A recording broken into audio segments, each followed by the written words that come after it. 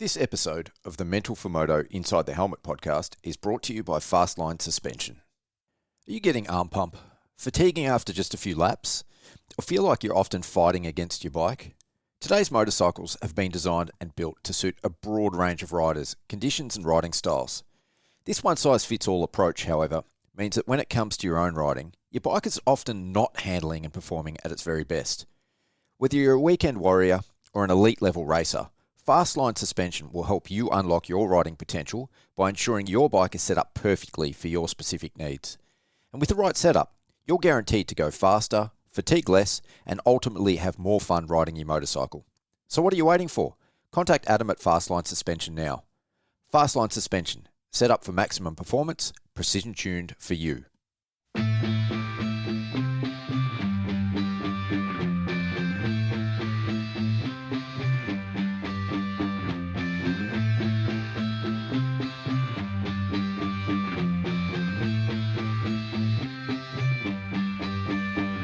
There were times I was lost, dark had fear, couldn't see through the rain. In the end it was clear, hit the fan. I was more than one man who was there to lend a hand. Together we'd stand, always had my back, my guardian soldier. Team put together, united we conquer. Blessed is he who in the name of charity carry me when I'm weak straight through the valley of darkness. Pitch blackness, the heartless, regardless, fear couldn't part us. Thick and thin, there by my side. At times we collide, but in the end we ride. Thick and thin, there by my side. At times we collide, but in the end we ride. We ride.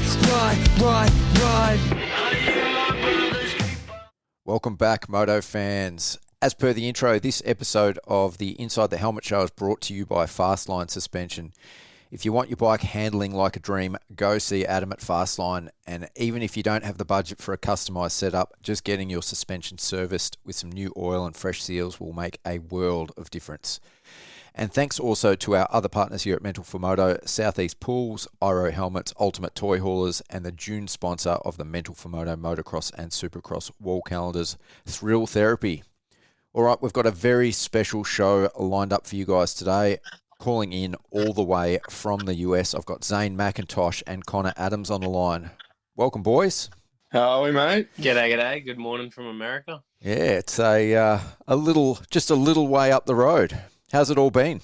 Yeah, it's been really good. We've definitely settled into the US conditions now, so it's been good. Yeah, how long have you guys? Humid over here.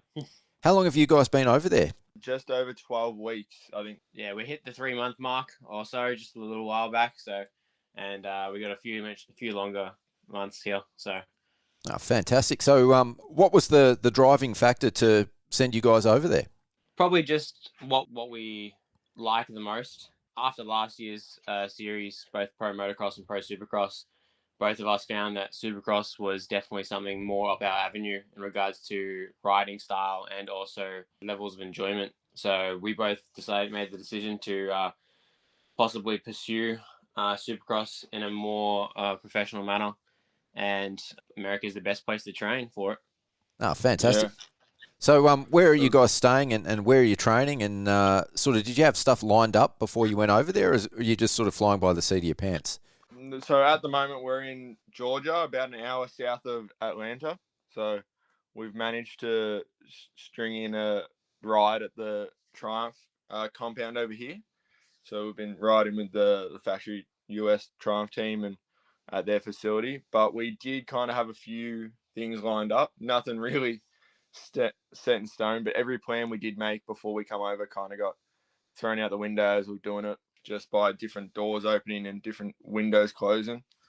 But originally we were going to fly over Shane McIntosh. Obviously, he has ridden at my house more times than I can count now when he comes back over to the land of Oz. So he was kind enough to extend an offer to the Moto Sandbox down in Florida. That was our original location that we're going to be trying to be based out of. But under different circumstances, we kind of stumbled upon this, opportunity to ride here at the Triumph compound, and this is where we've ended up. Oh, fantastic. So how did that sort of come about, and how did you get your bikes lined up and everything over there? Kind of just stumbled into our laps, you know what I mean? Asked the right questions, talked to the right people. The bikes are pretty easy in some regard. Both lined up bikes on overseas back at home, trying to figure out where we should get bikes. So obviously Zane got his Kawasaki from down in Florida, which is where we actually flew into, because we did learn from some people that Florida was the best place to get the setup that we were after, which was obviously a camper van to try and save on accommodation and car, which is what we ended up with. They've got fifth wheels over here, which you're not familiar with. It's a pretty cool setup for a camper van. Nice. But we flew into Tampa for that and had to get that set up over the weekend. And while my father was in town, we were like, let's go watch a supercross race. So we decided to fly to Birmingham, Alabama that weekend while the vehicles were getting set up and watch the supercross. Through, again, thank you to Macarath giving us some backstage passes to go say hi to him, which was very awesome. We got to experience behind the scenes inside the pits, which is very, very cool. And we just walked around, and obviously with me being Triumph Racing Australia, the Triumph team, and went and talked to them.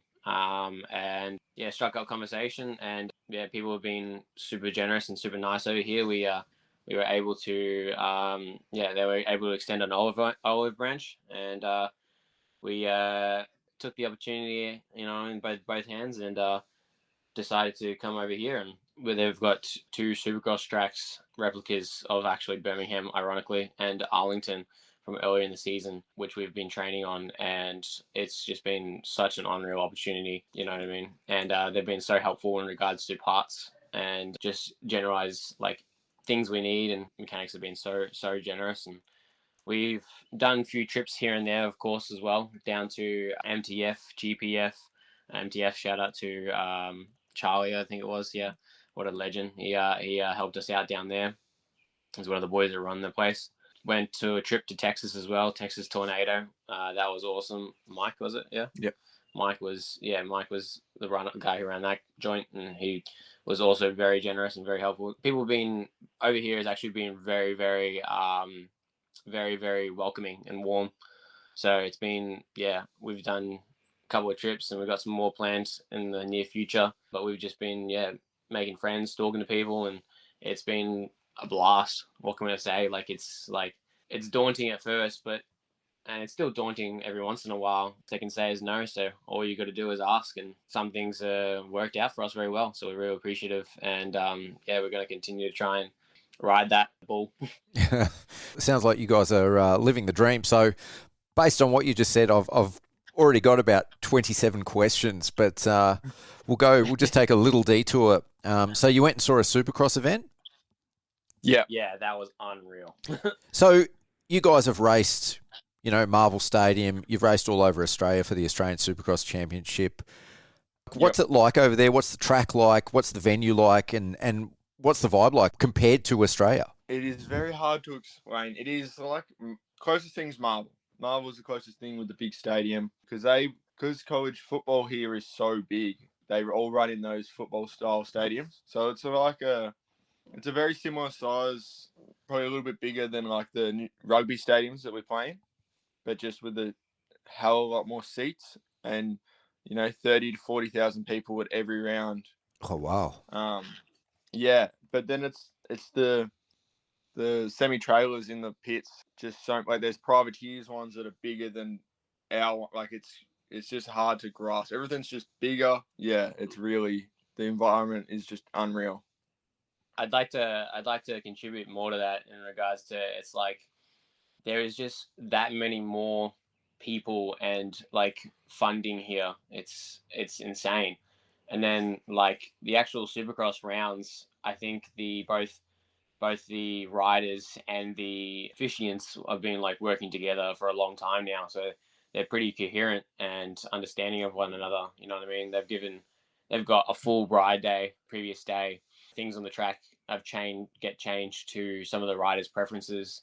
Sometimes when it comes to anything that's dangerous, the actual like the intros and the way the night is like laid out is very, very efficient. So even if somebody who is not as proficient in Supercross and understanding how the races works, people can follow along very, very easily. They really lay it out such a nice and understanding and just overall fun way. Like it's very, very impressive. It's such a polarizing experience. So when you say that, Connor, do you mean like the way that they communicate with the fans and the crowd and the way the schedule is run? Yeah. Very much so. It's all events have got like a laid out, and then before the race starts, there's like a full explanation on how the points run, what's happening that night. You know what I mean? Because we also went to a secondary round, which is an East-West showdown over in Nashville, which was an unreal night as well. And that one explained how the East-West showdown worked, like to a good extent to anyone who would be otherwise unfamiliar. Yeah, they play a big video on like the big screen, like before opening ceremonies start for everyone in the stands, and it kind of explains what the different coasts are, kind of the riders to look out for that they expect to win, what different passes and that are called, how the points work, the heat races and stuff. Like, so even if it was your first time going, after the video, it kind of, you knew what was kind of going on, or you know what I mean? So it makes it a lot easier for the average consumer to just go and enjoy it. Yeah, and what about the behind the scenes stuff, like with the pits? Is that sort of like a Marvel type setup? Do the riders have their own little separate pits where they work on the bikes, or do they go back to semis, outside the venue? No, so a lot of them have semis outside the venues, or some of their venues are so big that they have semis half inside indoors. Like, no, not a single round has venues where the semis aren't there. And like when they are there, like even if like they're always super close because either car parks or adjacent stadiums where they park inside the stadiums or like exhibition centers, and then they have chutes that are that are shut down or across roads to shut down roads that are designated for them, so they don't have to cross anything with any traffic, so they can ride directly from their pits in the trucks to the track. It's so efficient. You know what I mean? The wash bay, for argument's sake, is like everybody washes out of the same wash bay, but there's like 20 gurneys, you know what I mean, ready to go, running. Like it's the last time I experienced something similar to this was the FIM World Titles, Junior World Titles, Yeah, in 2008. Yeah, and it's like the other thing is a lot of the riders have their own motorhomes just outside the stadiums. So like, because the fans and that are allowed to go through all the time. So Danger Boy isn't in the Star Truck; he's in his own motorhome because they go ride from the track, and then before they come back in the stadium, he's in a motorhome. Ken Roxon's in a motorhome. Eli Tomac's in a motorhome. So you've just got this car park full of motorhomes with all the riders that just want their own space that none of the fans can get to, and then they come out for their designated signings or anything like that. yeah. Can the fans get to the semis in that part of the pits? Yeah, Yes. absolutely. They have to get what's called a backstage pass, essentially. Yeah, like a VIP ticket, but they have access all day. And they can get there's a lot of cool stuff for offer. You know what I mean? Trucks are always handing out things on display, a lot of the products and things they utilize. There's a lot of like fun activities even inside the background. Like there's a couple of like ride bikes, like demo bikes, like as in there's just different competitions. The one that was recently was like there's a energy drink, and they had like a slap competition, like with those wrestling slaps, and they had a machine where you could do it and you earn yourself a free hat and a free drink. It's just cool. A lot of interactive stuff. Yeah. That's so cool. And what about the track or the tracks? Because you've been to a couple. Were they similar to the Australian tracks, like especially the ones we've had in the last couple of years? Well, we were blessed enough we managed to go out and walk on the Birmingham track before the main events. After qualifying, before the night show, before they did the full track prep.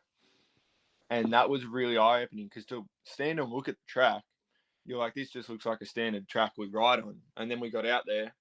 It is a lot. The tracks here have just more dirt in them. So everything's a little bit rounder, a little bit fuller.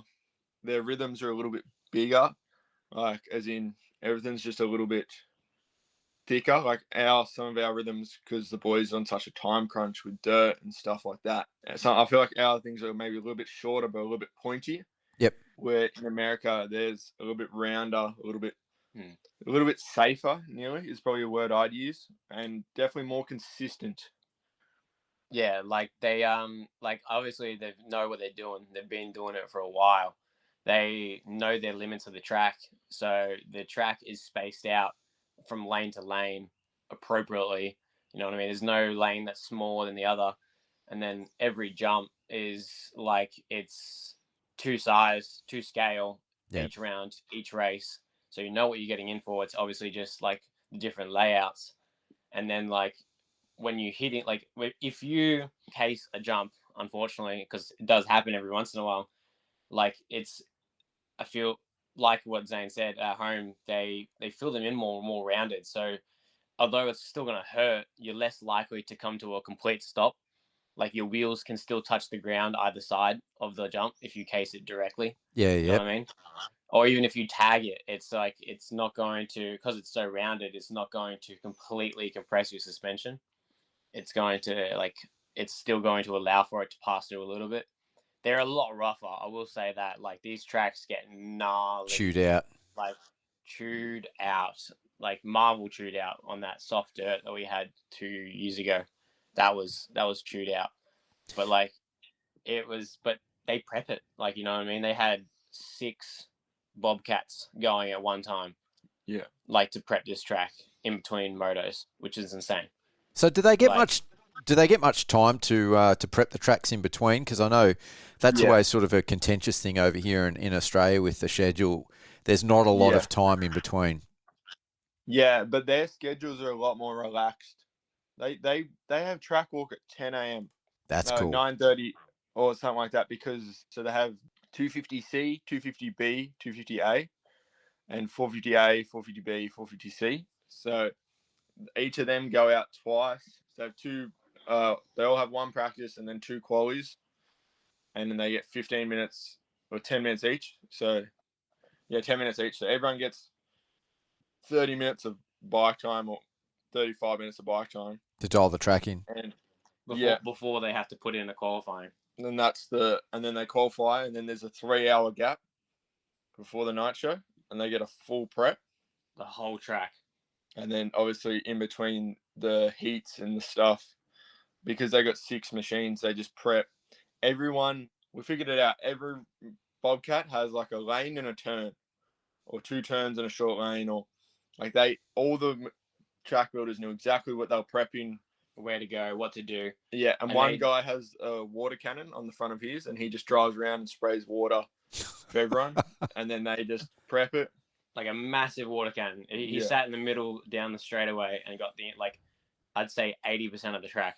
Yeah. Like. And I have no doubt that, the Pro Tracks team, if they were given a little bit more time. A little bit more equipment and not in such a hurry on race day, that they could perform at a very similar, standard quality. They do have designated times, like there's designated breaks in between races. Like it's not long, it's about 15 minutes, but because the team's so efficient, they usually get a half decent prep in between it. Obviously they don't prep it in between the 250 and 450 motos, but they'll prep it in between Moto 1 and Moto 2. But yeah, like it's a very, you would love it, Pete, as a motocross fan. It's a very wow moment. Like it's, yeah.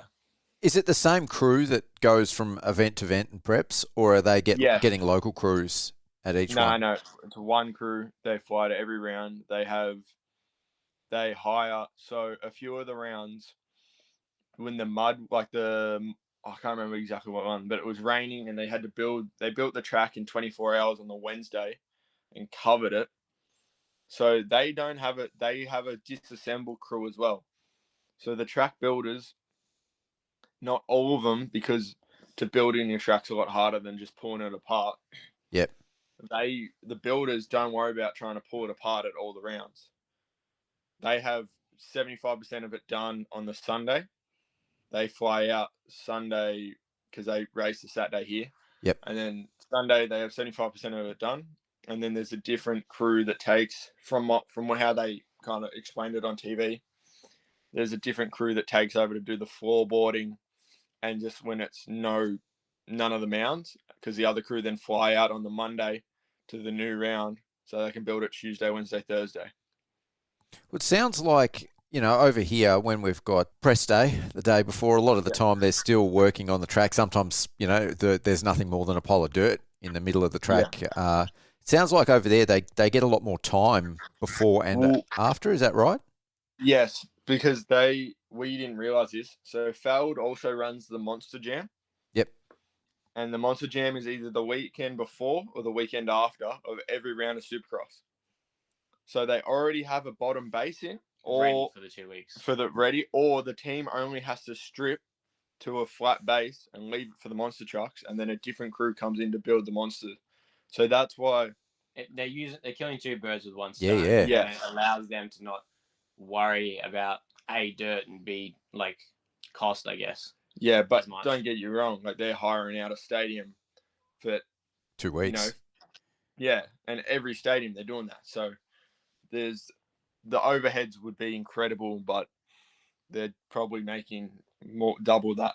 So every round there's minimum 30 to 50,000 people. Yeah, and I mean, realistically, like that is our biggest round at Marvel Stadium on a good year. Yes, and we love Marvel because of the stadium itself is so big. It is like we were in a triple decker stadium, but it's the NFL size stadium. So the track is atmosphere. To all four corners instead of having that big gap that we unfortunately have at Marvel. But with the same 3-level stands, just that on a 4-sided NRL stadium kind of situation. It's like being in Amy Park. So did you get a bit of FOMO watching them race? I was the most. I was a kid in a candy shop at the first round, just so excited to witness it all. Like, just my fan mode was full in. But by the second round that we went to, I definitely watching qualifying. I wasn't as much of a fan, and more I was jealous that I wasn't out there myself. Especially after walking the track, I was like, "Oh, we could do this." Yeah. So with regards to the track, and Connar, you're saying like they're rounded out a bit more and they've got a lot more dirt. Like we see in Australia, and I think there's a couple of contributing factors to this being the length of the season, the lack of focus on Supercross in Australia, but we always see like a whole bunch of injuries throughout the Supercross season and an attrition rate in riders. But do you think if the tracks here were more like the US and a little bit more forgiving, like you said, the rounder transitions, the rounder landings, that would help? Theoretically, yes. Like, injury is a part of the sport, unfortunately. It's a pretty wild sport that we do. And there's no lack of injuries over here either when it comes to Supercross, you know what I mean? There's plenty of riders getting injured. But I do think both the consistency in between tracks and rounds, and then also, yes, the transitions having a little bit more rounded, because they don't as much as they're rounded, they're still not compromising on height. Yep. You know what I mean? Still the same height. They're 3-footers, they're 5-footers, they're 2 scale. You know what I mean? There's obviously some variation within the whoops and their spacing and sizing, but again, all of them are at least built the same way. So not only are you more confident because you are familiar, but the roundedness, it's such a difference. Like when things go wrong in Supercross, things go wrong quick. Yeah. Like it can really get out of hand quickly. But like just having like these little bits and pieces can really be a lifesaver in some what could be, altering positions. Oh, for sure.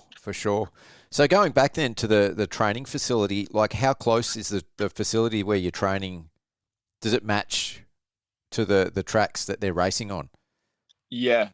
Like we obviously haven't raced any of the AMA rounds, but the boys, one, we're racing on 2 replicas of the rounds we'd race on race day, and other than a few small sections where a turn was a little bit different or they had a little bit more spacing, the tracks are nearly identical, like 1-to-1, because they know what the spacing, they know what the sizing is, because the AMA over here releases the track at the very, very start of the year for the entirety of the rounds. Yeah. So, but riding these tracks, like I've definitely had some moments where at home, like like if I have a big case or something, sometimes it can snowball. Here, I find you can get away with a little bit more before it gets really Like you'll escalates. case it and you won't immediately crash. So you can usually like either like come to a full lockup and then like stop. Where you case something back at home, it's like that's already all right. Good night. And what about the dirt? You know, I mean, Australian Supercross rounds traditionally are known for being pretty hard pack and pretty baked. Yeah. What's the dirt like over there? We'll say we're pretty much in the same boat. It's pretty hard packed over here because we're riding through their summer, so we don't have the best opportunity for the fully prepped, fully nice tracks. But when they do get prepped, it is chocolate cake. It is so tacky and so like it's soft, and like you get ruts from the start of the corner to the end of the corner, not just from the exit or from the middle. It's like the whole way around the corner, which is like that's really not what you guys get to train on normally. No. So it's not those ruts that we get at, just say, like what we had at South Wales last year, where it's a softer dirt, that kind of loamy stuff that ruts up. It's that nice tacky clay that the tracks kind of want you. You can carry good speed. You're not going to light wheels up or anything. It's a very, don't get me wrong, everyone here goes faster, but it is a lot easier to go faster on these tracks, if that makes sense. Like, it's a very consistent under wheel feeling. All the jumps are the same. Like, I feel like the consistency, like we've spent some days where the boys have been complaining about subpar track conditions or this and that, and Connar and I look at each other like, this is the best track I've ever ridden on. Like, you know what I mean? So they've become so, you know what I mean, adapted to just the most perfect tracks. Because that's what it is over here. Their tracks are typically unreal. Like, so when they have a little bit of like a underwatering or like a hot day, because it's getting warm out here. Yeah, we're sitting like 34 degrees, 80% humidity. Stop it! We're in a Melbourne winter here. I don't want to know about it. Oh, we're in a Bali summer right now. I tell you what. Yeah, we've been sweating some days cutting motos. I'll tell you that. Oh, this guy wrings out his jersey after he finishes riding. It's ridiculous. Bring it on. But like, it's like, so those days when it's like extra hot, the track obviously dries out a little bit quicker, and there's a bit of dust and stuff like that. And it's just like, it's very reminiscent of back at home. Like, it's like just in our element. You know, yeah, Redcliffe, for argument's sake. Well, not Redcliffe this year. This year it's in Townsville. Okay, yeah, Townsville. Yeah, Townsville. That's gonna be one awesome round, I reckon. Like, just that'll be a cool event. It's gonna be hot. It's gonna be hot. We'll be ready. We'll be ready. Yeah, we'll get to the Australian stuff a little bit later. We'll keep talking about your US stuff for now, but I definitely want to talk about the Australian schedule with you guys too. It is hard to explain, because I've had a few people, spoken to a lot of riders that have been over here and have explained it to me, and it is hard to quite grasp it until you've ridden over here. It just makes the gap between a lot of our rounds and Melbourne, especially Melbourne, the first few years, like when we had World Supercross and we really had those big crowds and the environment was massive. It's like that just every weekend, and no one's like the riders, because you're going to a different city. The riders the fans are just as surprised, just as pumped, but everyone knows what they're doing. Like, I know a well-oiled machine. Yeah. Well, I know we're not behind the scenes, and there's probably a lot that goes on behind the scenes of chaos that we don't see because it's not our championship. But from riders' point of views, like we will benefit. Like, lucky enough to go in. We were in the quad lock truck, and Kate Minier gave us a tour of the Star Yamaha truck, and you can't even grasp how decked out those things are inside. Like, just so much bigger. All the mechanics know exactly what they're doing. You know what I mean? Everyone's sitting down, cruisily having lunch. Every other Supercross round, you walk past any truck and everyone's either flat out because, you know, we've got short turnaround on schedules or this and that. Like, it's just a lot calmer environment. Like, everyone's, you know, been there before. So, I mean, the thing is, when they've got 17 rounds every year, that's, you know, they're basically doing, in a short space of time, they're doing more rounds than we would do in 3 years, maybe 4 years. Yes. So it's definitely a whole lot longer. Yeah. Yeah. So, I mean, when you're doing it that often and week in, week out, you're going to get good. You're going to know what you're doing. No, that's all it is. It's just a big experience difference. Like everyone's done it 100 times and they know exactly what they're doing and what's expected of them. Yeah. So when you're training, have you got other guys or any US guys that you ride with on a regular basis? So, I mean, going back to the start of that, like, what's your day-to-day look like on a training day? At the start, so we obviously got on Supercross at the end of their Supercross. So we were lucky enough to be training with Gage Linville and Deacon Deno because they were the only two. We rode with Jordan Smith on a couple occasions here in Georgia. Did you show him what's up? Pretty much gave him the business. We've trained with a few of the boys a fair bit on outdoors. Like if we get a rainy day and we can't ride Supercross, we just go jump on outdoors with the boys, jump in their motos, which has been super cool. But at the minute, we're kind of flying the flag solo. So we'll kind of get up, breakfast, drive to the track. Everyone starts riding here at 9, just because of the heat.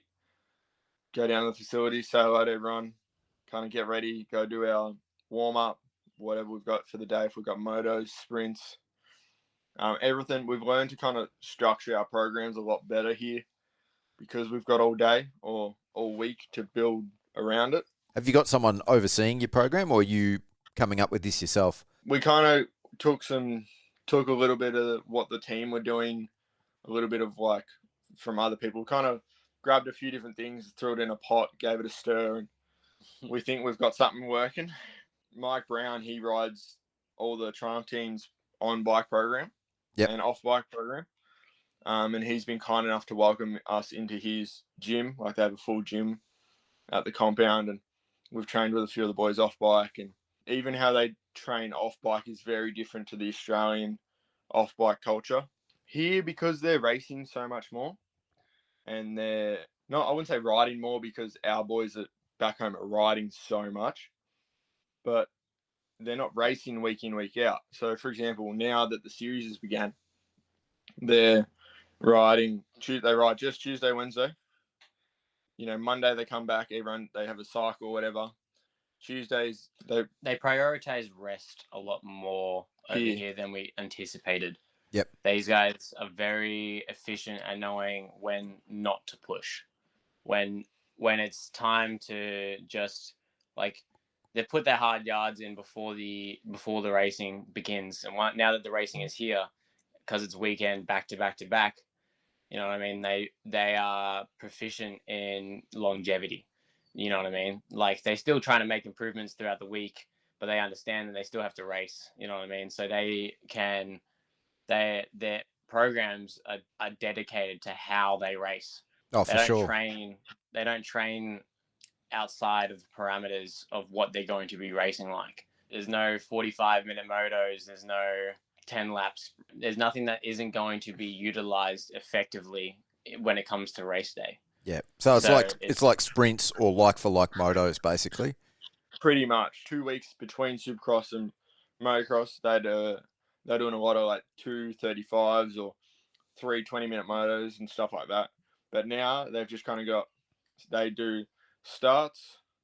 They'll do starts, a few sprint laps. So they do a lot of 2 laps on, 1 lap off, 2 laps on, 1 lap off, 2 laps on. But so you do like 2 hot laps, a roll lap at like 50%, and then you go straight into 2 hot laps kind of thing.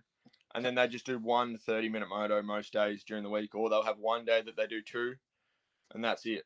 Like they're not riding an hour and a half every day, but all their laps are good laps.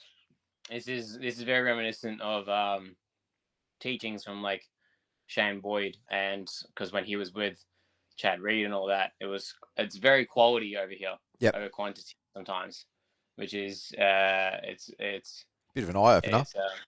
Yeah, definitely different to see. But it also comes from a nature that all these guys have been training 4 days a week since they were 12 or 10. Yep. Like, you know, I mean, with like some of us, like when I only have the weekend to ride, like I'm not going to do just 230s and go home because I feel like you've wasted the day. You're going to do a warm up, 230s, maybe try and do another moto, just trying to get as much bike time as you can. Where here, because all the tracks are open during the week, people have been riding. There's as many chances they can. Yeah, they're not short of bike time. They're not short of bike fitness. They're just prioritizing. There's a lot of privateers that also come to the facility to also train, and it's like, again, that's awesome. You know what I mean? That the facility allows people to come around and train on the tracks that these boys are riding on. Now, obviously, they take turns, but it's still cool to, you know, be able to watch the pros practice in some regard. But what I'm more getting at is, like, these are, you know what I mean, average riders, average Joe Blow riders, much like much like ourselves sometimes. But, like, they are there riding midweek, you know, 2 to 3 times midweek, because the track's open. You know what I mean? They can go do it. They know it's going to be prepped. Shout out to Ray. Ray is the track guy here. He is a weapon, yeah. He's always got that track dialed. Yeah. You know what I mean? Like, rain, hail, or shine. He's got that thing, like, moisture content, perfect. He's ripped the whole thing, power harrowed. Like, it's ready to go every time they need. Is there an outdoor track or outdoor tracks at the Triumph facility as well? They have about 5 tracks at this facility, almost 6, technically speaking. 2 Supercross, MX2 and MX1, both outdoor, and then they have a flat track as well. Big turn track. And then, but though they reverse the tracks or change the little sections. So the MX1, that's like their main outdoor track. The full loop is 2.5 minutes long, and they have a few different, or like 2 minutes long. So they have a few different variants of that if they want to shorten it up, or they're trying to work on different things. And it's every facility is like this. Like MTF has 3 tracks, like one main outdoor, a Supercross, and now another one which is like an arena cross-esque. At GPF has their main track. They've got an arena cross and a Supercross track as well. Even Texas Tornado had 2 tracks guaranteed, which was a Supercross and a motocross. Like each facility has magnitude of tracks, and like they're always prepped to some degree that is like hard to come by, I guess, back at home, and especially hard to come by midweek every day. Oh, for sure. You know what I mean? Like they're prepping their tracks Monday, Tuesday, Wednesday, Thursday, Friday. It's back to back to back. Now, it's not always like that, but when it is needed, you know what I mean, it's done.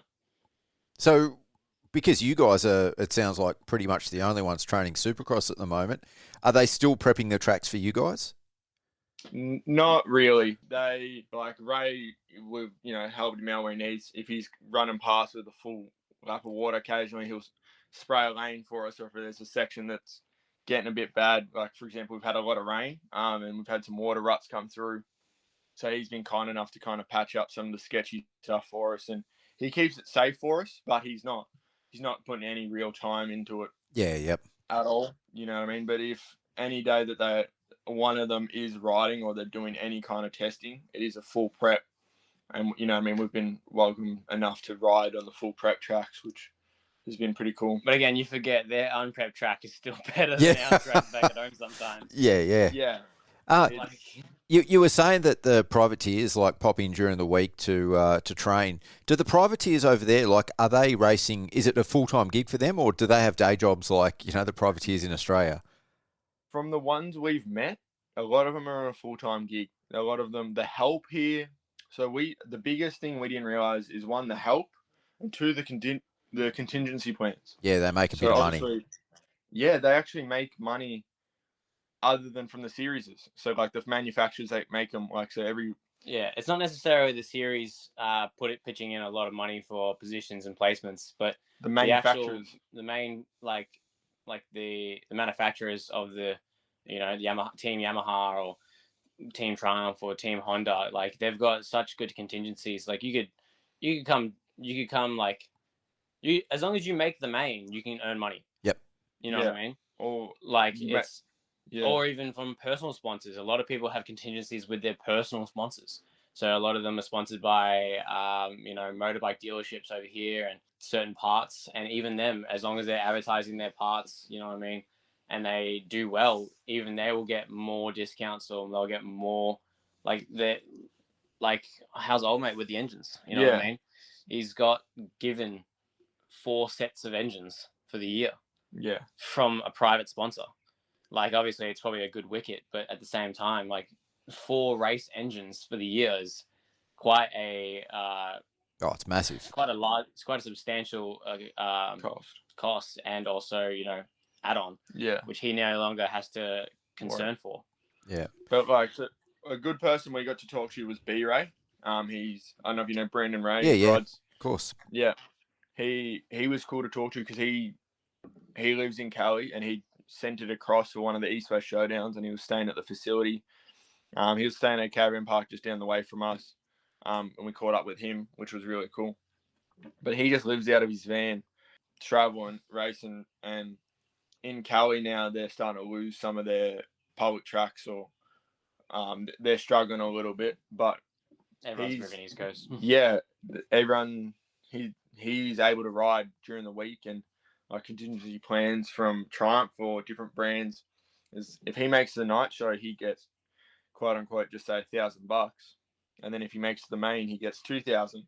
2,000 US is then enough for him to get through the week to go to the race the next week. And then he's got part sponsors or helmet sponsors. Like one of the other guys has tires for the year from Pirelli. You're not getting that in Australia unless you're a factory rider. So like you're not. Is there aspects of that, do you think, that we could implement over here, and a level of support over here that could be improved, or is it simply by virtue of the size of the industry over there that it's possible there and not in Australia? Yeah, I think it's a bit of both. Yeah, it's. I definitely think some weight should be taken off MA's shoulders or individual, like the payout itself from the deal. So, like for example, AUSX Supercross, how they're paying the MX Store privateer payouts, that is really good. Like that should be, they have that in the 450 in the outdoor series as well. But a lot of these privateers' money and stuff isn't coming from the organization. It's coming from Pirelli themselves have an extra $1 million to go back into the sport through all these guys. Like there's 85 kids. I know it's a lot bigger that they're getting paid out. Amateur racers, they're making money from contingency. There's guys on 85s with full factory goggles. Like one of the Triumph amateurs, Darren Pine, he got picked up by 100% on a 65 and hasn't paid for goggles since he was on a 65. And then like they get... Granted, the guy's a weapon. Yeah. Like he won 3 Loretta's titles. More than that, I think, yeah. But, you know what I mean? Like, but you find an 85 kid that isn't paying for anything on his gear or bikes. Like, it's pretty rare. Yeah. So I think... Like, shout out to Caleb Macom. I butchered that. Caleb Macom. Macom. I haven't butchered that. He's got that privateer program coming. Like, that looks very, very... It's very cool to see that in the Australian sport industry. And something along those lines is very helpful to it. But I think it is definitely comes down to some of the size as well. You know what I mean? Like, they've got that many more people over here. You know what I mean? That many more people coming to events. It's definitely a bit of advertising we need back in Australia to try and hook in those numbers. Grow the sport. Like, yeah. Unless it's AFL back at home, it's not that big, unfortunately. And like, we're in the same boat as many other sports in Australia. So I think it just needs to definitely get bigger. But yeah, along the same lines of like where the help can come from. You know what I mean? I know both me and Zane get unreal help from gas imports and like, through their sponsorships from Michelin tires, Thor gear, you know what I mean? Brembo brakes. I get Rock Oils, and like those guys are unreal when it comes to privateer sponsorship. So like shout out gas imports back at home, but you kind of need them. Like you need that from every brand almost, you know what I mean? Not necessarily these large, they're never necessarily like large sums, but because there's so many, they add up. Yep, for sure. So it's not, out of the realm of possibility or even probability that a half-decent privateer that's making the night show over there could make $2,500-3,000 US a week. Yeah, yes. Don't get me wrong, they're not taking that home because they're spending that back into racing. Going racing. But that is, like, everyone you see making the main events. Like, there's guys, don't get me wrong, there's guys in the pits that are selling a signature on their bike for $5. Yep. So they can get to each round. You know what I mean? Or $10.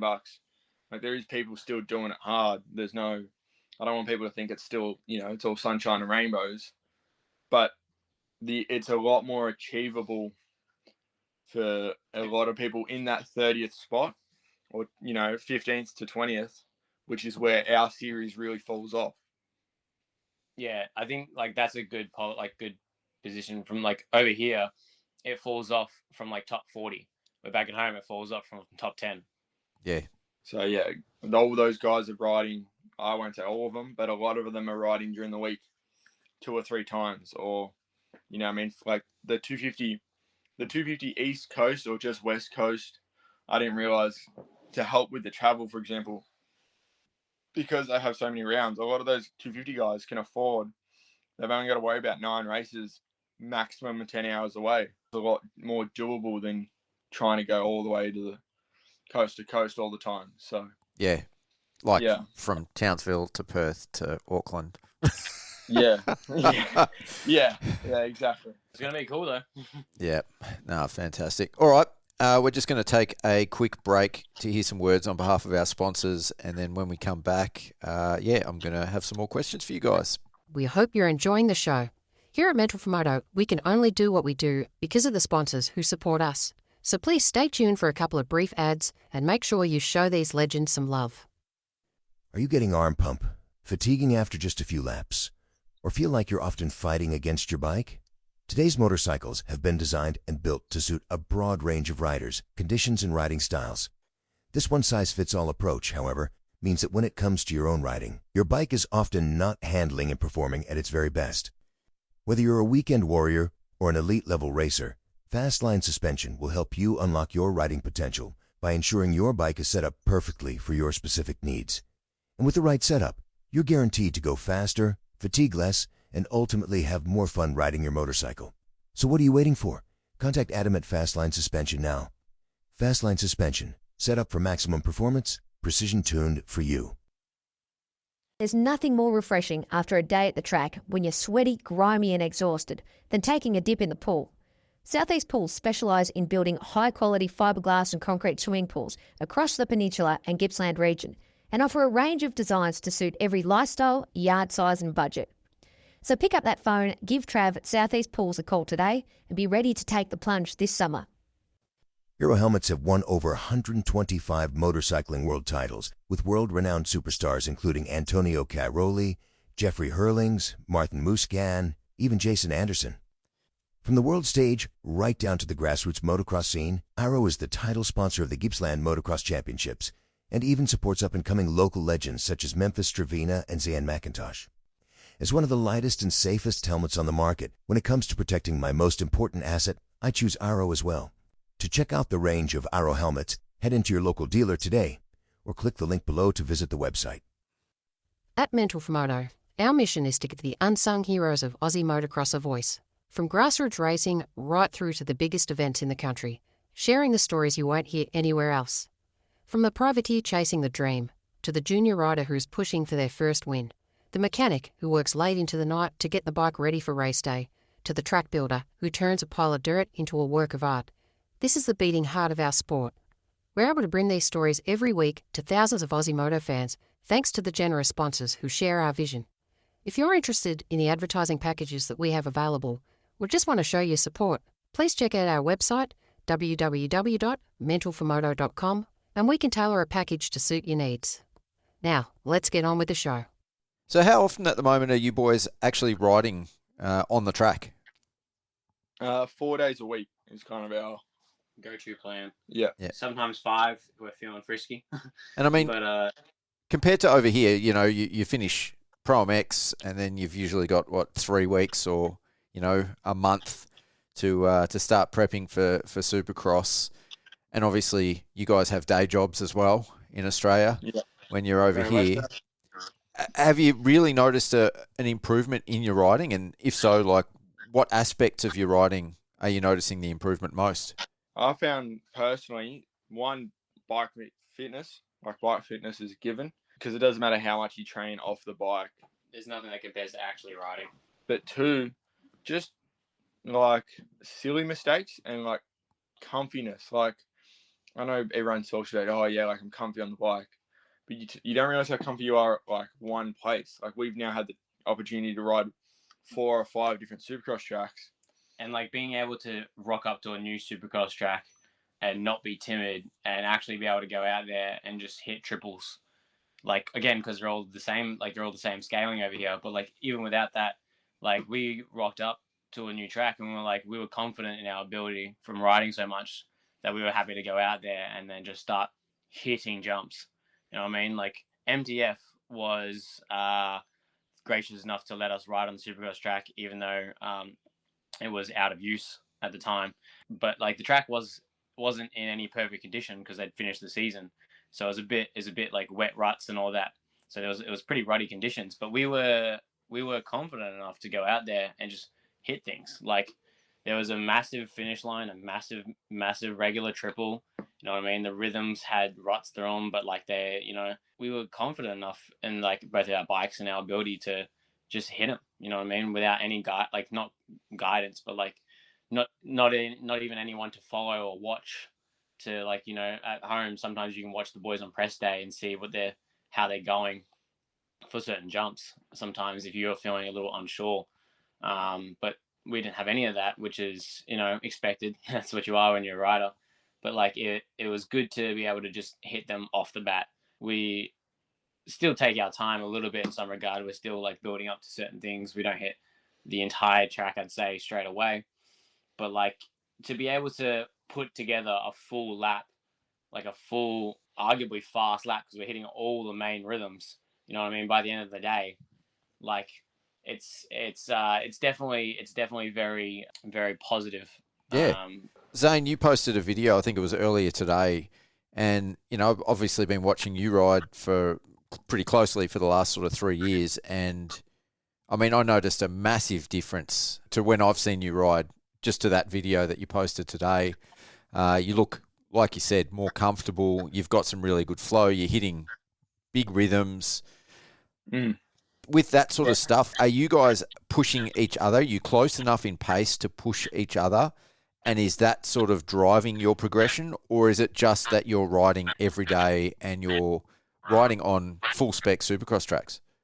We're definitely, put it this way, yesterday, we hit the same lap time, like identical. We're definitely every track we go to, we're within a second, which is good. Some tracks Connar may have me by a second, other tracks I may have him.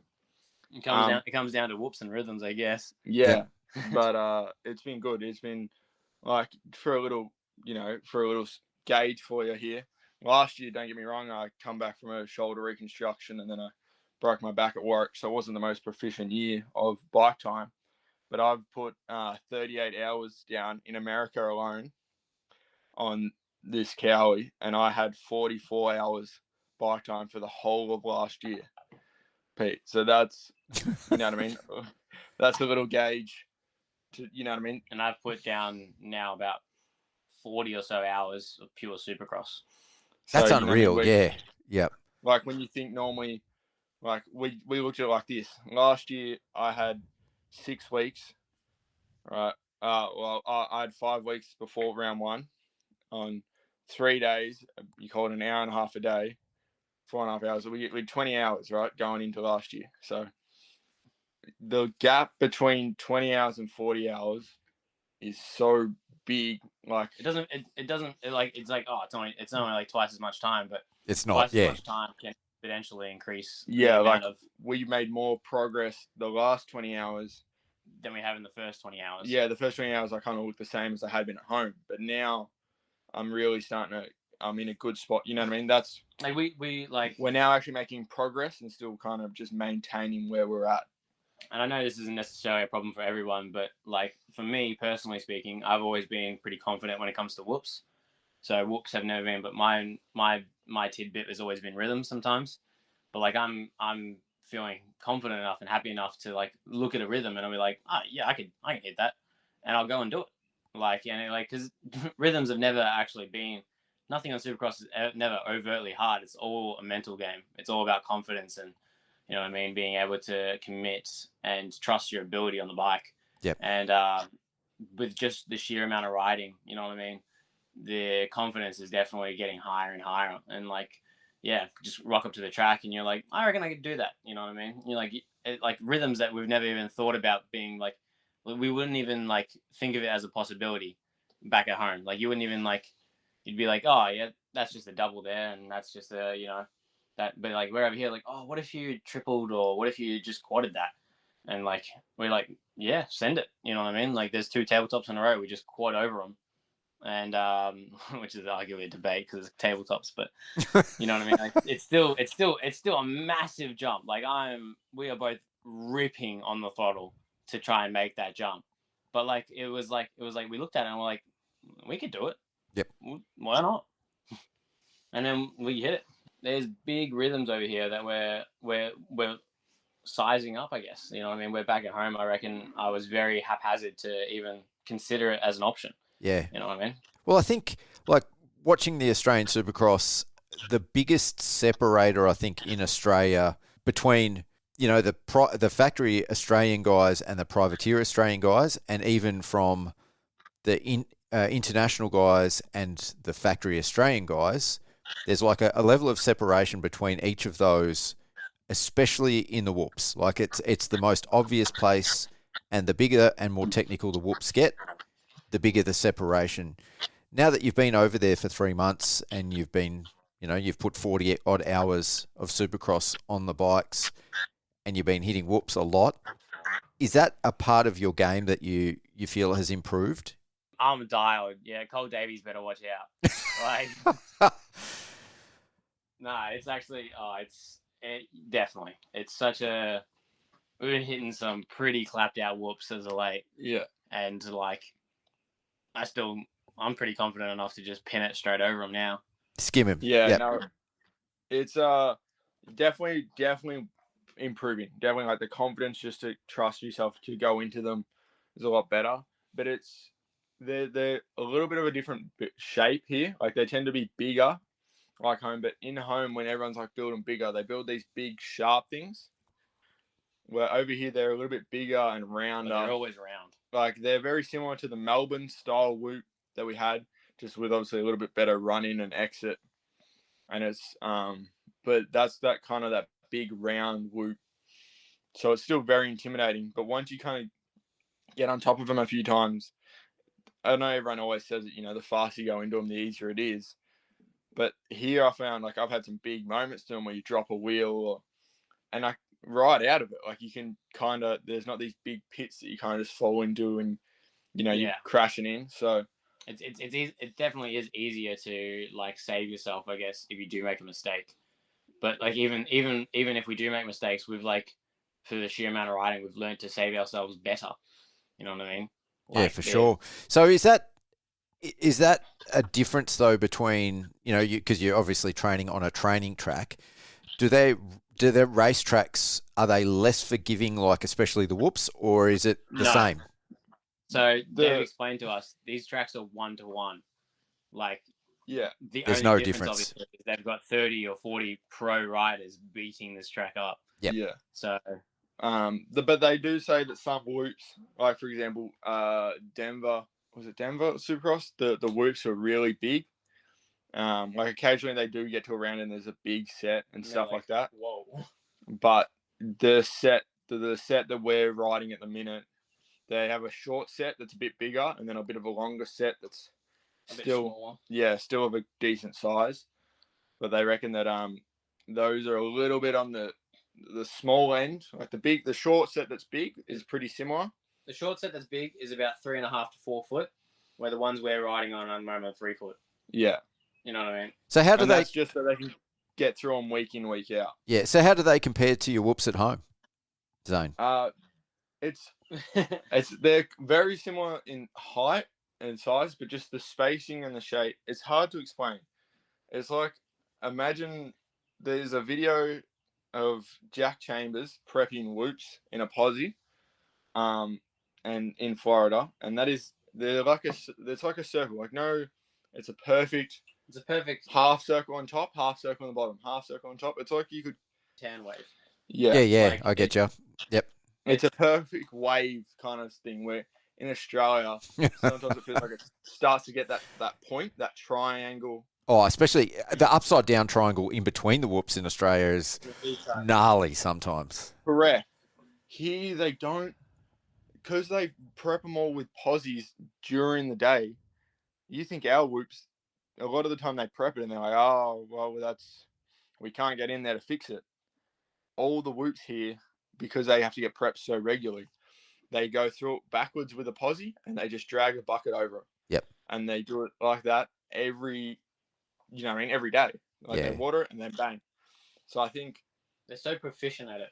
I think that is a big gauge for pro tracks. I know they've been under a lot of scrutiny, but the whoops that they build here, Dean Wilson will still be able to hit them, be half a second quicker than everyone else.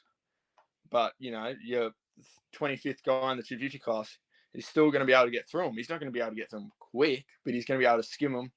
Not everyone's just going to go to jumping every time. You know what I mean? Okay, so so we were practicing jumping at your house a fair bit before we came over here because yours was pretty rooted. Yeah. But I don't think I've jumped.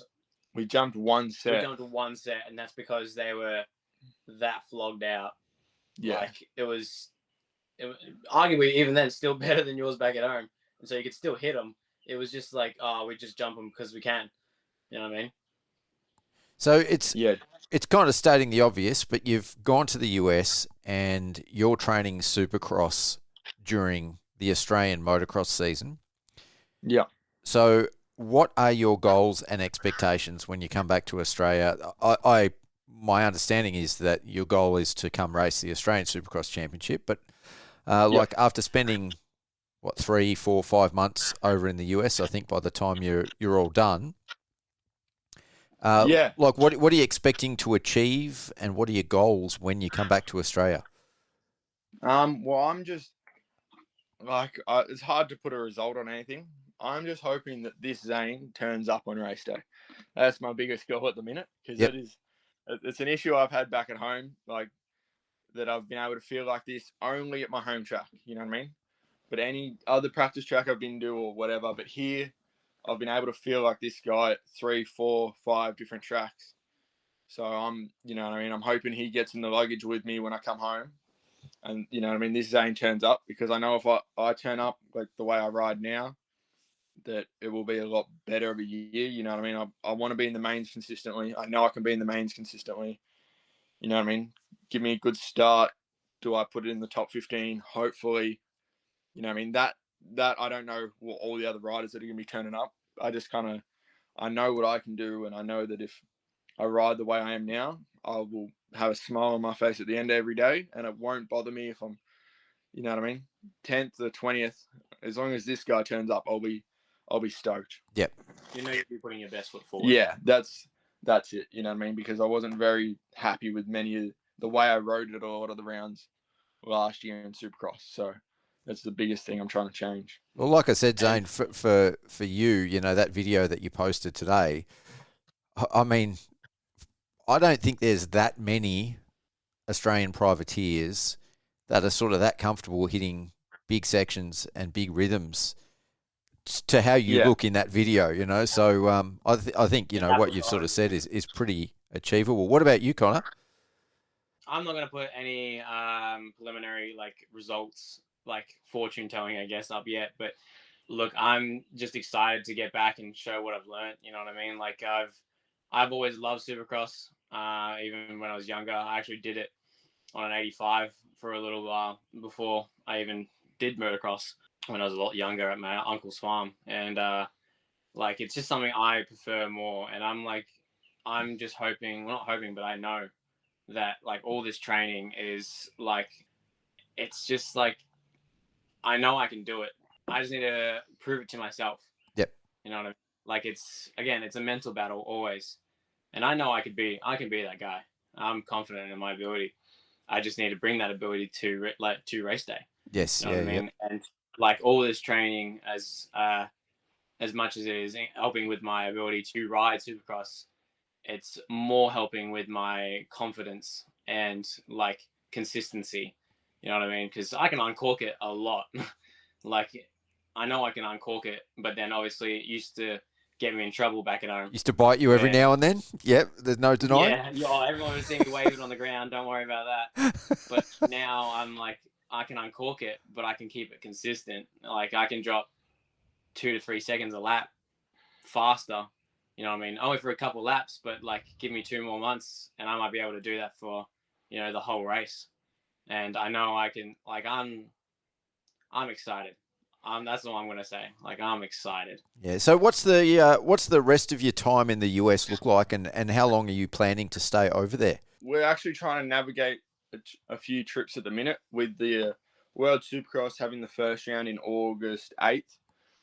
There's a few riders who will get back on Supercross. Like I know there's 2 of the club boys that are going to be back riding a bit of Supercross. So a few tracks we are hoping SX tracks can be back under use.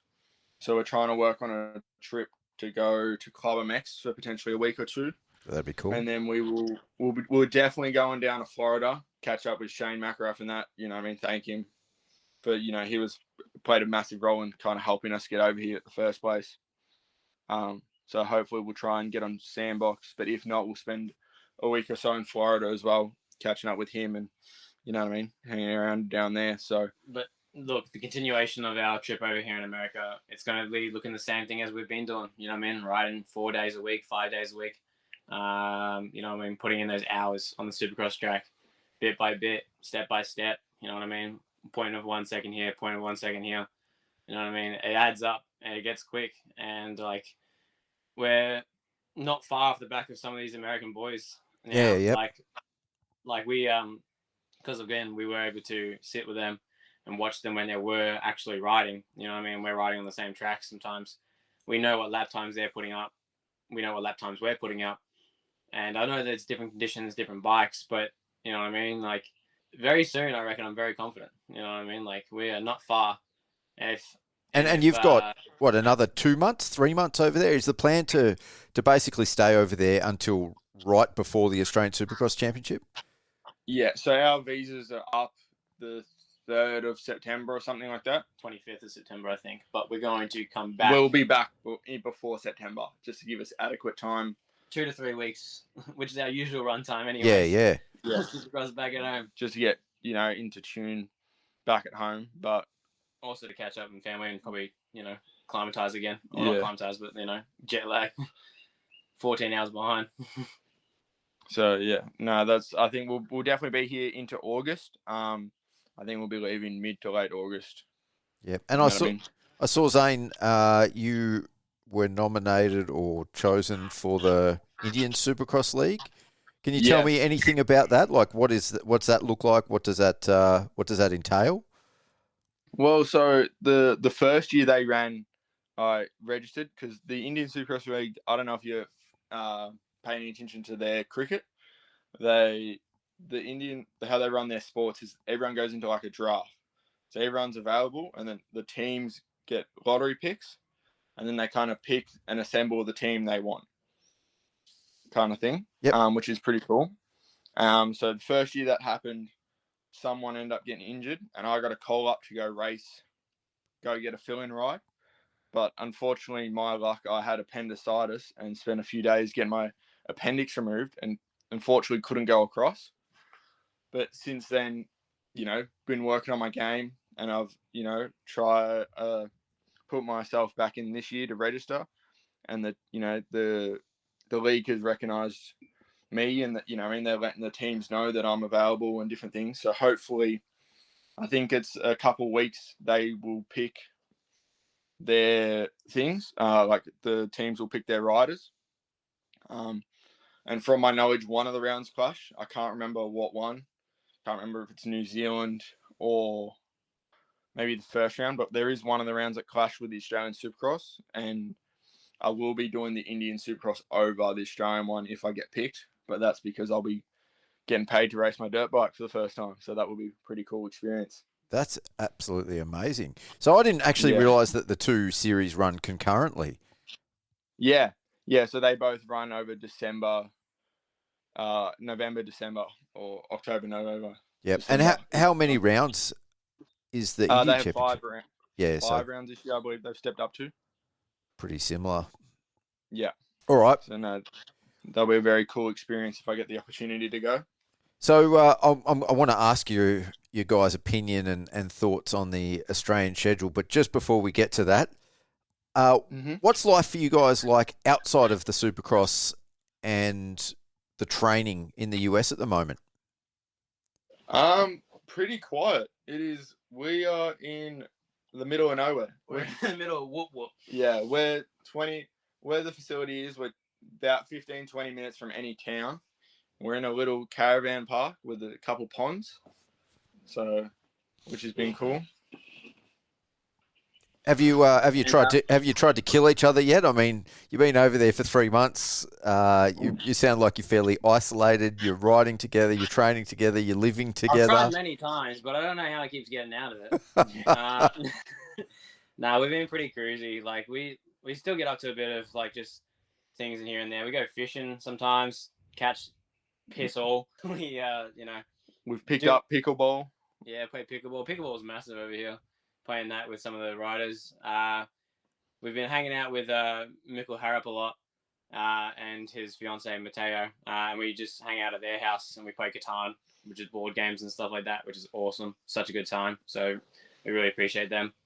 And we go out for dinner with people. You know what I mean? Like, there's always something to do, but it's pretty cruisy. It's like most of our time off the bike is either spent, stretching, gym, sleeping, or it's like food. Or just doing, cleaning up the RV, doing our washing. There's a lot of adult things. Yeah. That's so sick. That's so sick. Yeah. Oh, but it sounds like you're sort of focusing, life around moto and Supercross. It's not like you're going out and partying and getting on the beers. It's very much a priority. Yeah, it's very good when you're with professional riders that they kind of help pull you in line and following the right footsteps. Like the riders are in the gym, warming up 30 minutes before they go riding every day. They're in the gym after riding every day. They're stretching all the time. They're trying to eat right. They're in bed early. So it's been good for us to focus and try and really maximize the results we get from this effort, this trip. So it's been good. But don't get us wrong, one of the weekends we made some friends at the caravan park and we went out to their farm a week or two ago and went shooting guns and we shot explosives and stuff. So we're still living the American dream. Well, when in Rome. But yeah. Exactly. So, shot some ARs and some snipers and different things and shotguns, but it was it was cool. So we're still enjoying the American experience, but we're prioritizing our racing. Yeah. And is there any plans to do any racing over there? Like, is there arena cross, or is there anything that can sort of give you a couple of gate drops for Supercross before you actually race either in India or Australia? Unfortunately, we missed our wicket on that one. We were planning to get here a little bit earlier, but our visas were quite difficult to obtain. Yep. Due to rules being changed. So it just took a little longer than expected. So by the time we'd gotten set up and we're at a level or a pace that was confident enough to go racing, most of the series had finished already. Yeah. So it's like they don't do any of the same, like Supercross and Arena Cross runs at the same type of discipline, same time, and now it's outdoor season. You know what I mean? They're pretty coherent in regards to what's being run and what's rating. Yeah, it's very all the local races are Arena Cross and Supercross, and then all the local races are pro motocross. Like all the amateurs are getting ready for Loretta's. And all the pros are racing motocross. But that way, I mean, the facilities they're prepping just Supercross tracks or just motocross tracks. You know what I mean? So it helps keep them running well. But yeah, so we missed our boat a little bit on that one, which is a little bit of a shame. But no, we're still living it up. Fine. No, for sure. All right, so let's talk a bit of racing then. The AUSX schedule has dropped. We sort of discussed it on the last podcast when I had Seth Jackson in studio, but we start off in Townsville and then 3 weeks later we head to Auckland, New Zealand. Yeah, Auckland, then back to Melbourne, then over to Perth and then finish up in New South Wales. But I'm sure you've heard the news and felt the ripples and got some thoughts. So just to begin, like, what are your thoughts on the Australian Supercross schedule? I mean, my lovely co-captain Seth Jackson, he'll be next to me in the tinny as we take off to Auckland. But no, as we take the trek on a boat. But no, in all seriousness, like it's first and foremost, it's gonna be cool. These are such like prolific rounds, you know what I mean? And the fact that we're going to, like, technically speaking, a different country, making it more of an oceanic Supercross series is very, very cool. Does it come with its own constraints, of course? Very, very much so. But you know what I mean? There has been some privateer helping, you know what I mean, from the actual from AME. From AME, you know what I mean? Like, there is some help. Like, there's some help coming. It still won't be easy, but nothing good ever is, I guess. So it's look, I'm excited for it, I guess. Yeah. I think it's What about you, Zane? I think I'm pumped for it. I mean, hell, I didn't spend all this money to go to the US to now not go racing in Australia. They could have told me I was going to Darwin, Perth, Tasmania. They could have said anywhere, and I would have been figuring out how I'm going to turn up. So, they don't have to worry about that. Is it going to be a headache between some of the rounds? Probably, but the vlogs will be coming on strong. We'll have some entertaining content coming through. Yeah. I mean, it's a little disheartening to see the AUSX and MA aren't on the same page. With the press release that Townsville might not even count to the championship because it's clashing with the AJMX and stuff like that. You know what I mean? I don't know the behind the scenes of who's at fault or what. I'm not here to point fingers, but it's just never going to be good for the sport when, your main organisation and one of its biggest running partners aren't on the same page. You know what I mean? Everyone suffers. So that's going to suck. But I think, having the opportunity to go to New Zealand is going to be cool. Growing the sport, hopefully it brings more New Zealand fans back across, more riders. So who knows? But I think we're going to be in for a big year, an expensive year, but it's going to be a big year. Yep.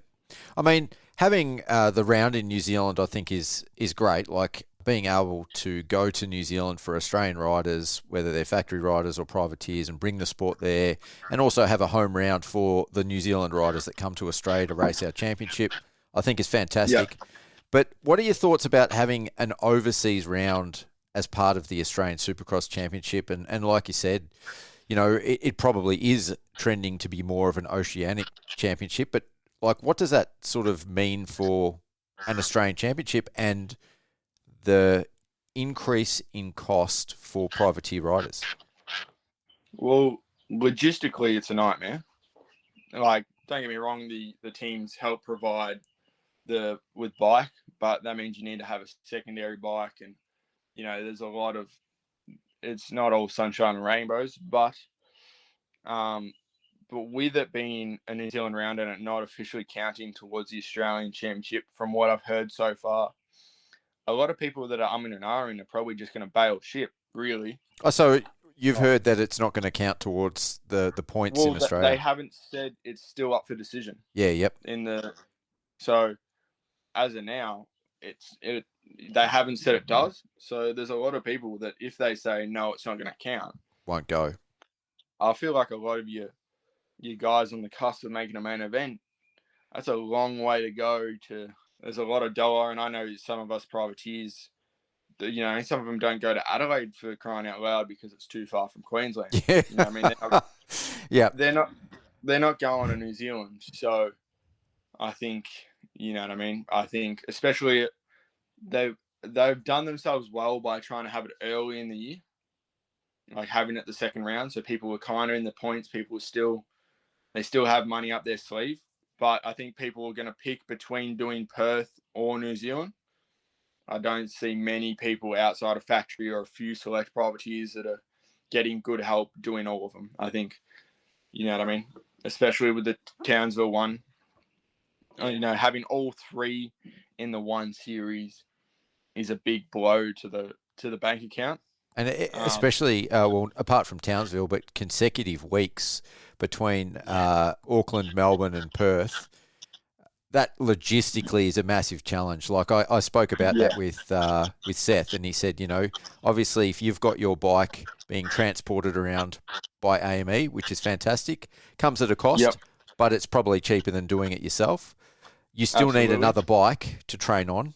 Correct. And then realistically, as a rider, you have to be flying to the events, or you're not even going to have any downtime to train. Correct. And then another thing we discussed as well is bike issue. Like if I go to New Zealand and I have a bike issue at New Zealand, just say my bike does a clutch or does something I need a fix, I'm not going to be able to look at that bike until the Friday before Melbourne. I think looking at their transport schedule, I think you get Monday and Friday. So you can have the bike until Monday, and then there'll be obviously a cut-off, and then you get it back on the Friday, I think. Okay, well, there we go. So, but you still got that limited time. So I think that might be a little bit of a headache for people. But, yeah, I think, don't get me wrong, flying to Perth, and returning is going to be a whole lot cheaper than driving. Yep. So it's going to be... if it's done well, it's going to be unreal. All right. Yeah. But if there's some things where it's kind of left by the wayside, it's going to become difficult. Yeah. And it's going to be problematic for their numbers. The events will be unreal. All the rounds are going to be unreal. Totally agree. I just worry a little bit that the numbers, unfortunately, now might not be as dominant as they have been at previous rounds. Yep. Which will hinder the sport a little bit and hinder AME's return as well.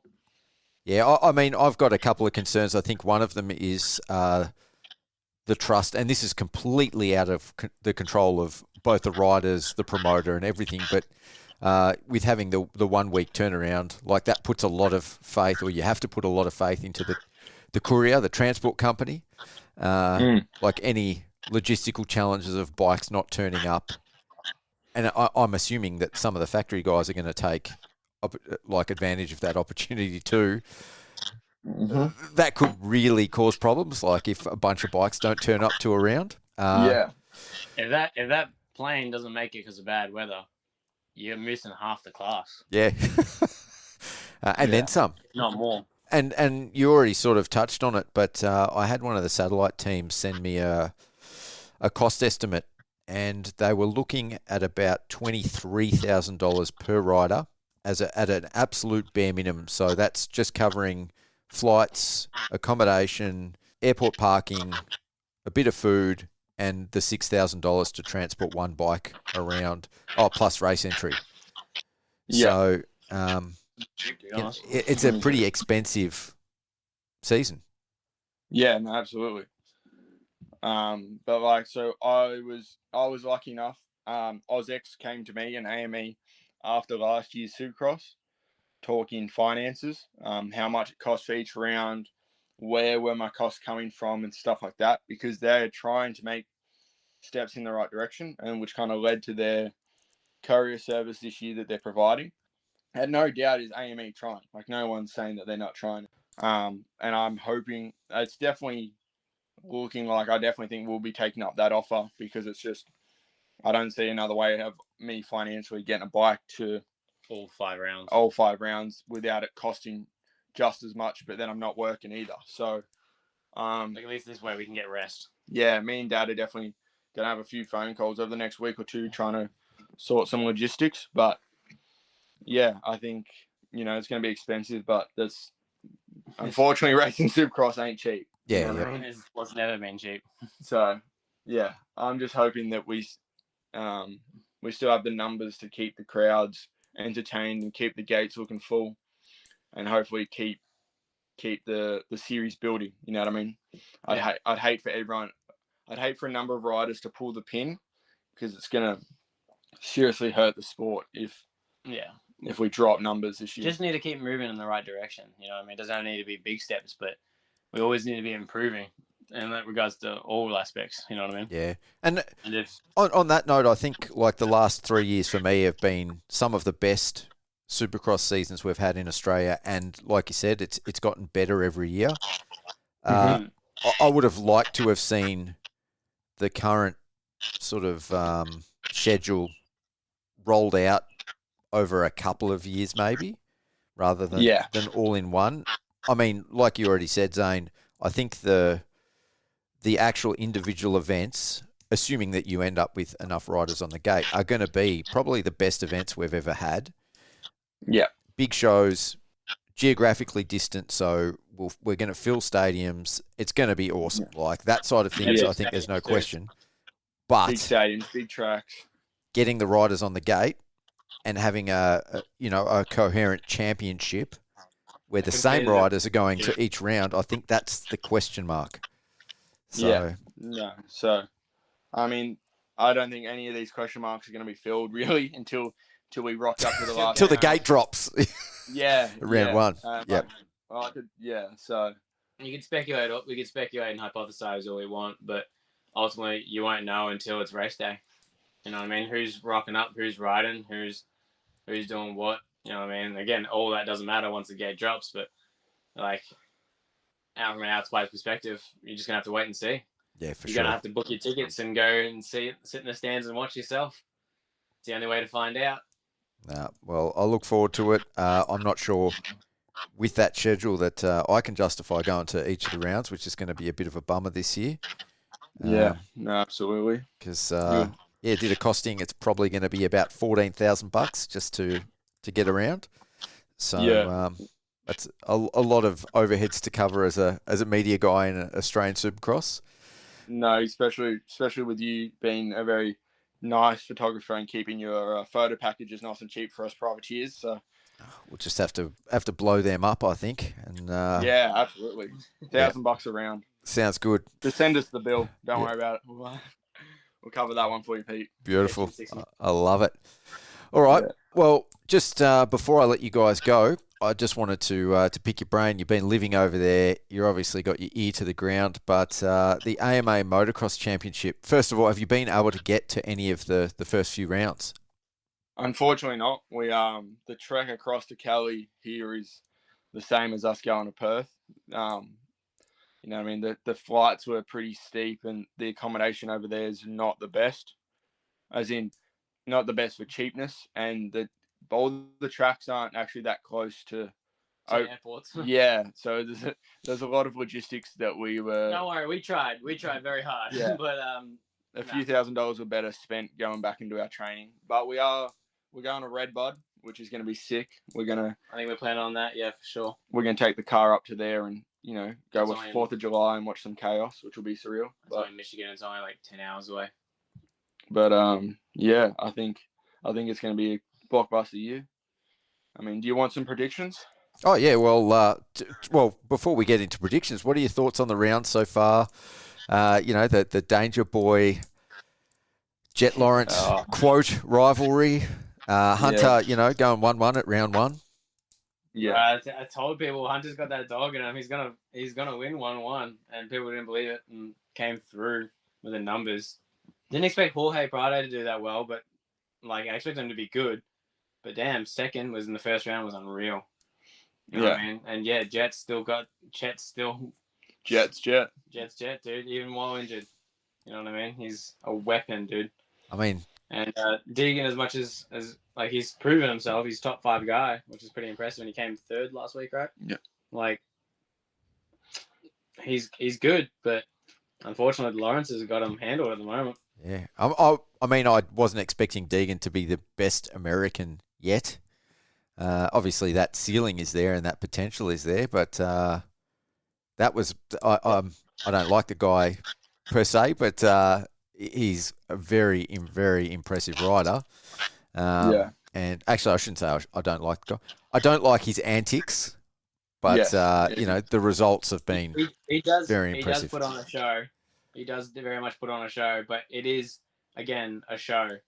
We actually were funny enough to run into him outside of the event up at Birmingham. We actually ran into him in person. We had a chat with him for about 10-15 minutes. He was super nice. Yeah. And, he was a solid dude. But obviously, his antics off the track, trying to play the mental game is quite bemusing. Yeah, definitely polarizing. Definitely polarizing. Definitely. Absolutely. You wouldn't even think it's the same guy. Yeah. So what are your Yeah. all right? What are your predictions for the rest of the season? What are we going to see? I think we're going to see that PC dominance in the 250 class. Hammaker, Kitchen. We got Romano. Like those guys, I think are going to be on the box. Well, one of them will be on the box every weekend. Potentially two of them. I think Kitchen takes home the championship. I think I'd be happy with either him or Hammaker. I don't. Is there any bias here, Zane? I mean, I'm. Nah. You're riding a green bike. They're on green bikes. I'm kind of just putting two and two together. No bias here at all. No, not at all. Nothing like that. But I don't know. Shimoda seems to be a little bit off his game. Same for Chance Hymas. Yeah, Hymas doesn't quite really have the speed. Cole Davies can't seem to put two motors together if you paid him. He's, fast, but I don't know if he'll put. I think be it's early consistent. days for the 250 class.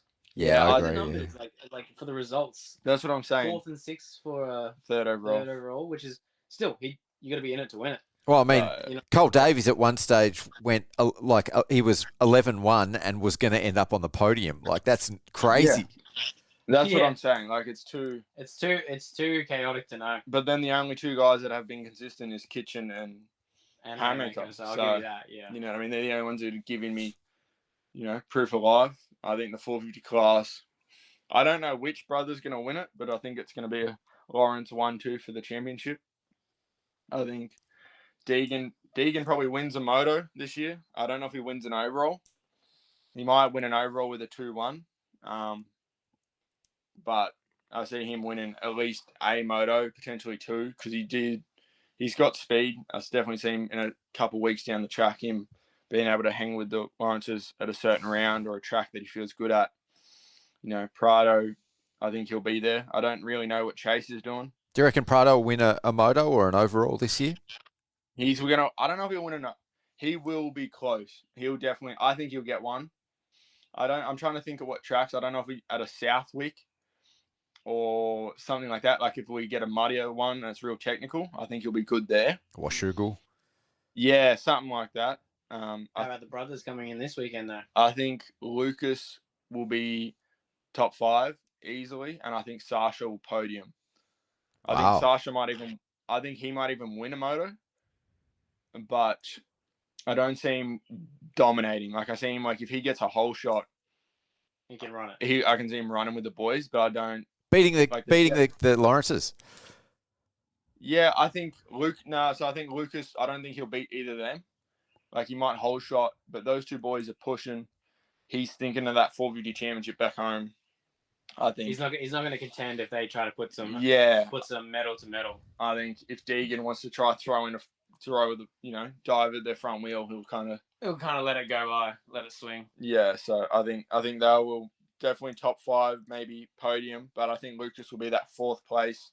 If he gets 2 good starts, might put it in 3rd. 2 not so good starts, he might be 6th. But I think Sasha will be that. I think he'll be podium just because of the inconsistency in the 250 class. I think he's, you know what I mean? I think he's a little bit better than some of those young guys and a little bit more consistent. And he's got those good starts. So I think if he just puts himself up front both motos, he'll be contending for potentially an overall or definitely a podium overall. Interesting. They've got the consistency. It's the age-old question: do they have the pace? Yeah, it's hard to. Sasha was blistering fast at Des Nations. Yeah. In the qualifying race, and then in the motos struggled and crashes. So I think if they both keep him wheel side down, that it's going to be some great racing. Do you think they'll end up coming to the US next year? That's the rumor. That they'll be there permanently. Well, the rumor is Tomac's. Well, I think everyone's assuming Tomac's done. Apparently, he had to re-sign with KTM. He told KTM he wants to do the first couple of rounds of outdoors to see before he'd re-sign. We know how the first round went, so I think he might be calling it. So at the moment, KTM only have Prado if Plessinger apparently just signed with Triumph, the KTM have space for him. Yep. So they're not opposed to having international riders. Yeah, they've just taken on Prado. So whether or not they come this year, they come next year, or they come to a preseason next year, and then come 2028, I don't know. But yeah, I don't think it'll be long before those two brothers are over states bound. Yeah. Oh, it's definitely watch this space sort of situation.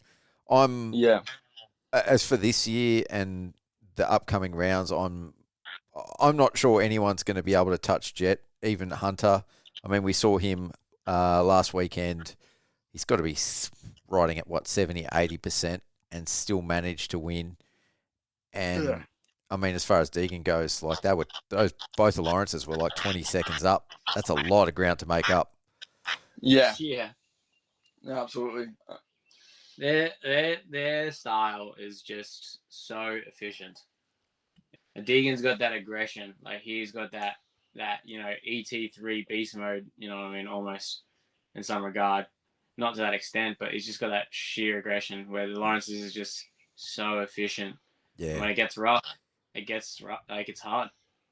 I find with Deegan on the 450, it looks like he's suffering from a lot of feedback from the bike, and I think that's just by naturally, because it's a 450. He's not able to throw it around and ride it like he does the 250, and I think for him it's just going to be a matter of time until he gels. And then we're going to see the real Deegan. And I think as well, he was under a little bit of a false pretense at the practice track that isn't that national level rough, that's perfectly groomed berms, where you can still ride the neck out of a 450. And then you get to Palo or Hangtown, that is just, treacherous tracks. Bouncing around. Where you have to be more patient, and there's 301 holes every turn, that, you know what I mean? They're working on it, so there's no... You know what I mean? The improvement from Palo to Hangtown was quite significant for him. Yeah, most definitely. Well, I think it's going to be an interesting year. I'll watch this space. I mean, by the time this podcast airs, we'll have the next round at Thunder Valley will have taken place. That's this weekend. So, all right. On as a finishing note, who wins 250 and who wins 450 this weekend at Thunder Valley? I'm going to go Kitchen again, and then I'm gonna go Hunter rebounds. Cool. What about you, Connor? I'm going Haymaker Hunter. All right. I'm gonna say Shimoda and Jet. Okay. I like it. Yep, just I'd for a love mix. to see it. It'd be awesome. Yeah, for sure. All right, before I let you guys go, is there anyone that you want to give a shout out to or thank? Obviously, you've mentioned a lot of people throughout the podcast, but if there's anyone you want to give a shout out to, let me know. I just want to big thanks, Mum and Dad. The bank of Mum and Dad funding this trip. Can't thank them enough. I'd also like to big thanks to Mark Dimatima. He was a neighbour growing up, and he's turned into one of my biggest sponsors. So, he also played a massive role in getting this done, and the Adams family. And then all my normal sponsors, Cowie Australia, Gas, Moto National Accessories, Aero Helmets, all them guys, Pit Viper, Nobby Underwear. I can't thank them enough for, helping me achieve my dreams and chase them and, get this opportunity. So thanks to all them. Connor? Yeah. Not much of the same boat. I can't put words into thanking my parents enough. They are my backbone, and they're the only reason I can do what I do. So the biggest thank is always to my mum and dad and all my family that supports me. And then, of course, Triumph Racing, official Triumph Racing, Winner Motorcycles. The main reason I'm the main bike I'm riding, all that. And then, obviously, Gas Imports still helping us out massive with all of their Thor products. You know what I mean? And just everything. They're still sending us care packages of hats and bottles over here and stuff like that, so we can just keep it moving. And a new set of pants, because I've already gone through 2. They're unreal. Shout out to the new sponsors, of course, with Nobby Underwear. You know what I mean? Keeping it comfy as. And yeah, just thank you so much to everyone and anyone who's supported us our way. Shout out to the Triumph facility of America. These guys have been unreal. And shout out to all the people that have been helping us. Like, I want to give a quick shout out to probably Travis. Yeah. Travis being such a welcoming body. Body. You know what I mean? Really, really helped us out early days, and even now, you know what I mean, still continues to help us out. He's a gorgeous, bald, beautiful man. Yeah, he is. That he is. And lastly, big thank you to you, Pete. You know, Mental for Moto, having us on and doing what you do for us privateers. So, and thank you. Thanks, guys. It's been awesome. Speaking to you over the phone. I obviously love catching up with you at the track and at the races, and haven't done that for a while. So it's been awesome being able to chat and catch up and listen to what you guys have been up to. Yeah, no, absolutely. It's been awesome talking to you again, talking on moto. Yeah. Look forward to catching up again and hearing how it goes in another month or two. We'll do that one face to face. What do you reckon? Yeah. Sounds like a plan. All right. Massive thanks to you guys for calling in from halfway across the globe for this one. And, of course, to Fastline Suspension. Without them, we couldn't bring you awesome shows like this one. And to our other partners here at Mental for Moto, Southeast Pools, Iro Helmets, Ultimate Toy Haulers, and the June sponsor of the Mental for Moto Motocross and Supercross Wall Calendars, Thrill Therapy. And most of all, thanks to you guys for listening. On behalf of Mental for Moto, I've been your host, Pete Wolf. Until next time, see ya.